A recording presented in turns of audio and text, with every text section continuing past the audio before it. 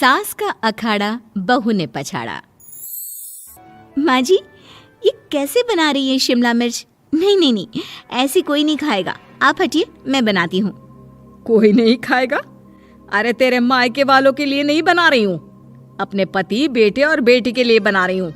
और वो लोग शिमला मिर्ची ऐसी ही पिछले कई सालों से खाते आ रहे हैं। बहू बहू हो ना, थोड़ा सोच समझ कर जबान खोला करो, समझी? माँ जी, फिर तो मैं यही कहूँगी कि आपको खाना बनाना आता ही नहीं। बहू शिमला मिर्च बना लेती है, लेकिन अपने अंदाज में। फिर खाने के टेबल पर, ये सब्जी क्या बहू ने बनाई है?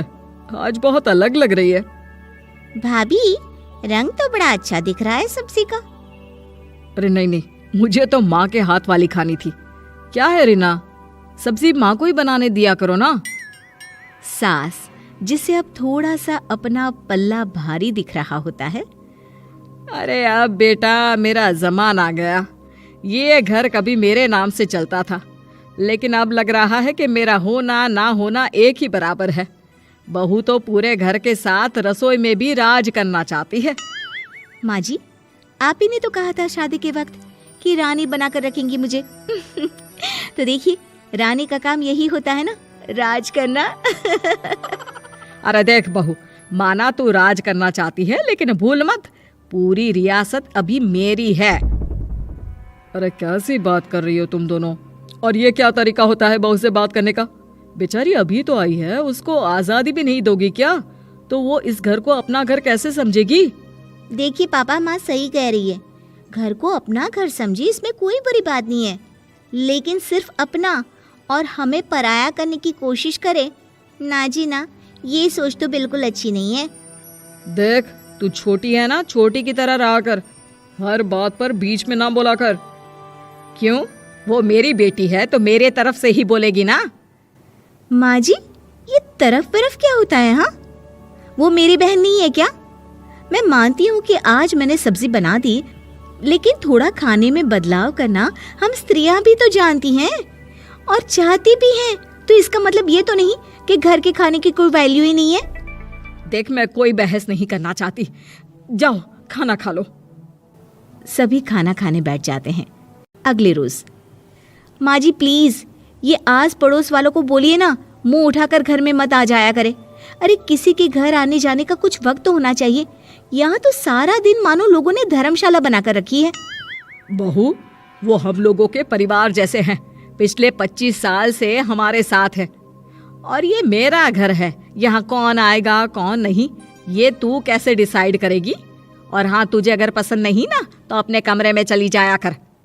वो लोग बात ही कर रहे होते हैं कि पड़ोसन आ जाती है। अरे बहन, हम लोगों ने जागरण रखा है माता का आज रात, सुबह का भंडारा भी, तो बहू रानी को लेकर आना। आना हाँ बिटिया? अच्छा चलती हूँ, और घरों में भी निमंत्रण देना है। अरे हाँ हाँ, हम जरूर आ जाएंगे। वैसे किस किस को बुला रही हूँ? वो तुम्हारी ननद और भाभी भी आ रहे हैं क्या? माँ, क्या आप इनके पूरे खानदान को जानती हैं? अरे भाभी ने ही तो मेरी ननद की शादी की पूरी तैयारियां कराई थी, और मेरे मायके में भी पापा की मौत के बाद वहाँ रहकर इन्होंने ही मुझे संभाला था।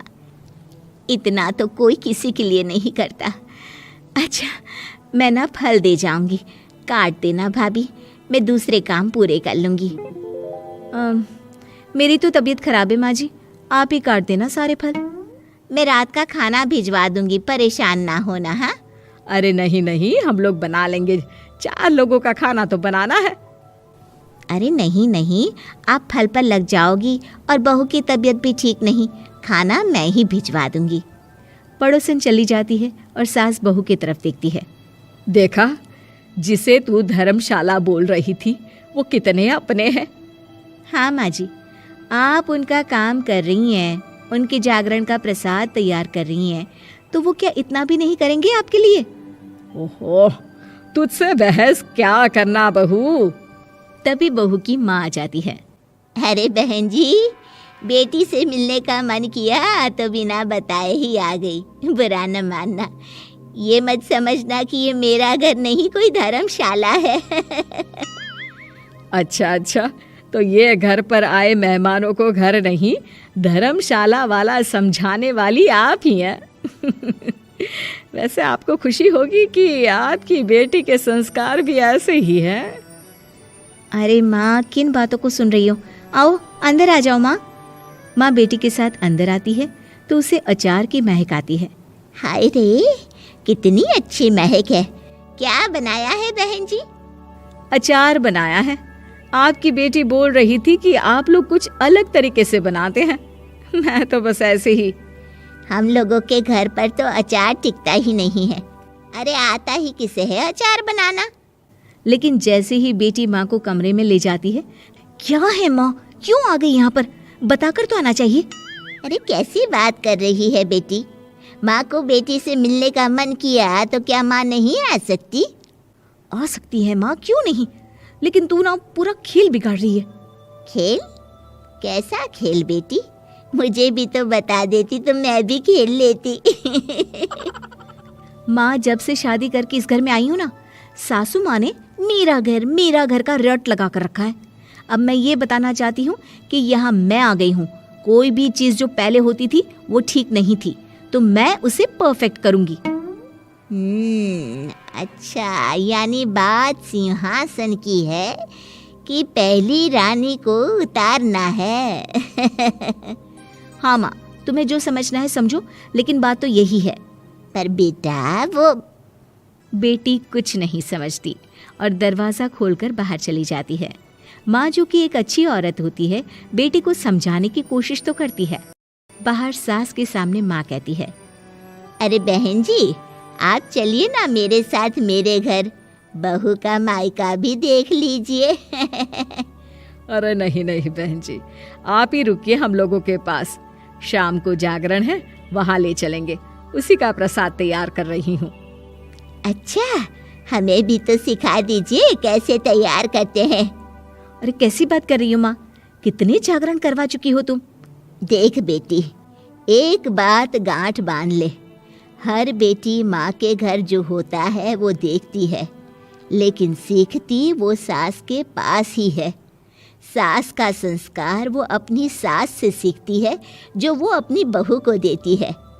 तो बेटी, यहाँ के रीति रिवाज, रहन सहन, बोली भाषा अपनी है, जिसे तुझे ना सिर्फ फॉलो करना है बल्कि सीखना भी है।